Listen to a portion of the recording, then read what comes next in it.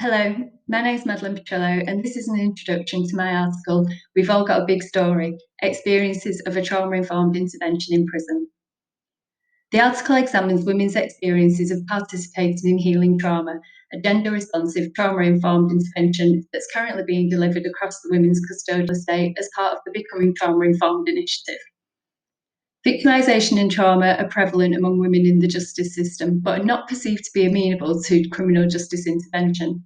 And there are compelling arguments that correctional environments are inappropriate settings for trauma-informed programmes.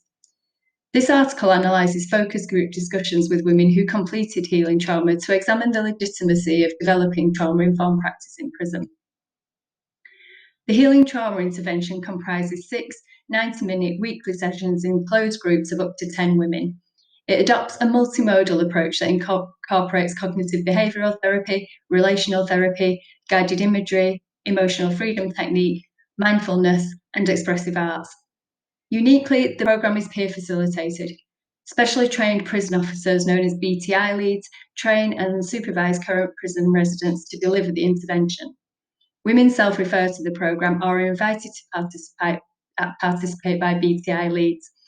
Participation is voluntary and can't be enforced as part of the sentence plan. Trauma-informed interventions for women differ from traditional rehabilitative programmes in that they're intentionally gender responsive. The approaches are underpinned by theories of complex trauma. Complex trauma refers to trauma that occurs repeatedly and cumulatively over a period of time, often resulting from abuse within the family and other intimate relationships from which the victim cannot physically or psychologically escape. The ethical validity of implementing trauma-informed approaches in custody has come under particular scrutiny.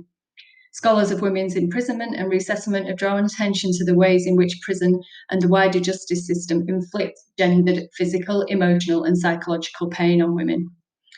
Relatedly, trauma theory has demonstrated how trauma lingers in the body and can be triggered by what survivors see, hear, feel, and smell.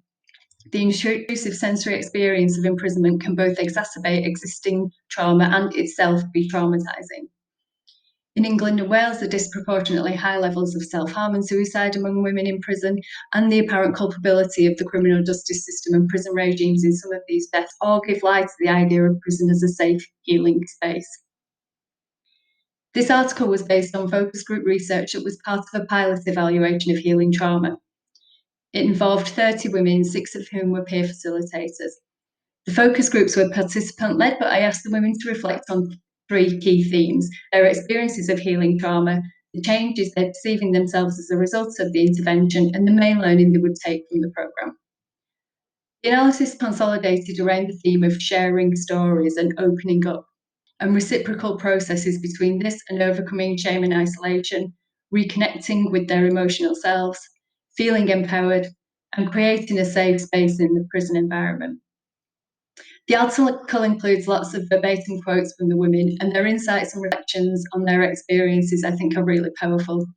Despite the undisputed harms associated with imprisonment, the focus group revealed that women's past experiences of victimisation and trauma can be amenable to intervention with them in a criminal justice context. The women's testimonies highlight the areas in which healing trauma could be developed, specifically the provision of follow-up sessions and more holistic support outside the group. However, this research demonstrates that trauma-informed interventions can have tangible benefits to the health and well-being of women who complete the programmes. But the women articulate this much better than I ever could.